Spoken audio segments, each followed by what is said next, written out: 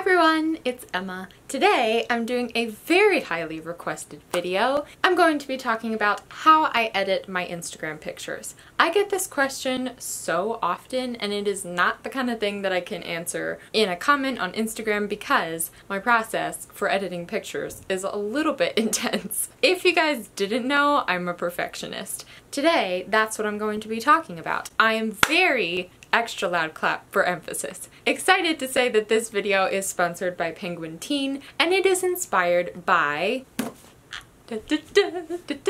A Map of Days by Ransom Riggs. A Map of Days is the fourth book in the Miss Peregrine series by Ransom Riggs and it comes out on October 2nd. If you would like to pre-order it, there's a link in the bio. You can go click the little clickety-click and pre-order yourself a copy so that you can also read the gloriousness that is this book on October 2nd. Huge thank you to Penguin Teen for sending me an ARC of this book. It is my most anticipated release of this year, other than the Tahereh Mafi book, which I have already read. So yes, I did almost cry when it came in the mail.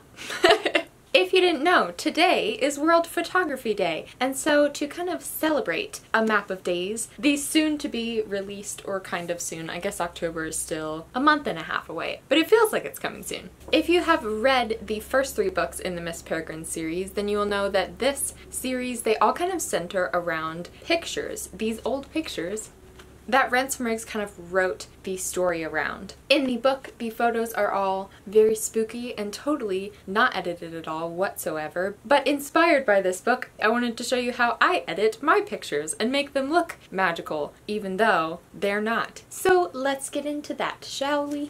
I'll put it right there so you can look at how pretty it is. First of all, my photo editing process changes depending on what my Instagram feed is at the moment. So what I'm showing you today is what I've been doing for my current Instagram theme. I took some pictures of A Map of Days and I'm going to show you my normal editing process using those pictures that are also going to be up on Instagram today as of when you're seeing this. I use, for the most part, 3 different editing apps. The first one is called Lightroom and I use it mostly for editing the lighting. The second one is VSCO, which is a pretty popular one, most people use it. That is where I usually get my filters. And the third one is Afterlight, which I use mostly for their color editing features, which I will show you and explain when I get to that point. Like I said, I'm very much a perfectionist, so if I like the way that the temperature feature edits on one app and the saturation on another app, I will use 2 apps just to accomplish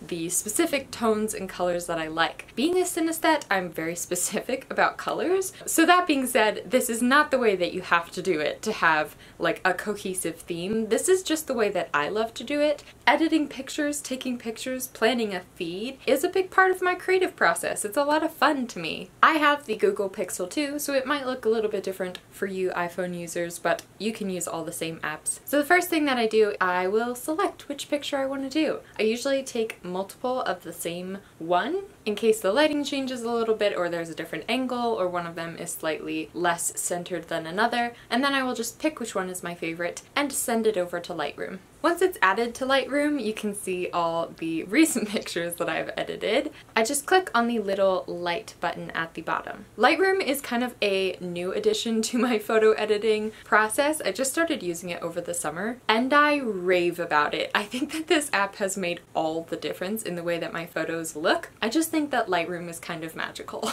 So again, this varies depending on the picture that I'm posting, but for the most part, I will turn the exposure up, the highlights way down, and usually the contrast down as well. And then I will turn the whites up. Sometimes I'll have to go back and like re-edit if I get to VSCO and the filter doesn't go on smoothly, but for the most part I'm not too specific about this part. I just kind of turn up and down as looks good to me. Pretty much no matter what my Instagram theme is at the moment, I always turn the exposure up and the highlights down. Once I'm done with that, I send it over to VSCO, and this is where I add my filter and change the temperature of it. This part, again, changes for each picture, but for the most part, on the filter, I usually have it up about halfway or a little over halfway. I always add the filter first because that determines what else I do in the app. The filter that I've been using most often recently is C1, and this one adds a lot of contrast in, and I usually like to turn the contrast back down. My favorite feature on the VSCO app is the white balance feature. So for this, I always turn the temperature down and the tint over to the pink side. By the time I'm done on VSCO, the photo usually looks pretty washed out. The contrast is way down, the temperature is way down, and this is when I save it to my phone and then head over to Afterlight. Afterlight is where I turn the saturation way up. My favorite look right now for my photos, that has kind of been the theme for my Instagram posts recently, is to turn the temperature down and then the saturation way up. The low temperature, high saturation look will probably change when it gets to fall time because I do love those warm toned pictures. The next thing I do in Afterlight is I usually use their highlight, midtone, and shadows feature, so you can change color tones depending on what you like. Often I just skip the highlight tone, but it depends on what kind of picture I'm editing, and then I will often add pink or green to the midtone. And then the shadows is usually blue or green. I think I use green most often. This is a very detail-oriented step, but I find that at the end it actually makes a really big difference when you edit those highlight tones or those midtones or those shadow tones. It can kind of change a picture completely. And lastly, I usually add grain to my picture. I prefer the grain feature on Afterlight to the grain feature on VSCO. I think it's a little bit more subtle. If it's a picture of my face, I will sometimes not add grain. And if I would like to use a dusty feature or a light leak feature, I also do that on Afterlight. It just kind of depends on what mood I'm feeling at the time.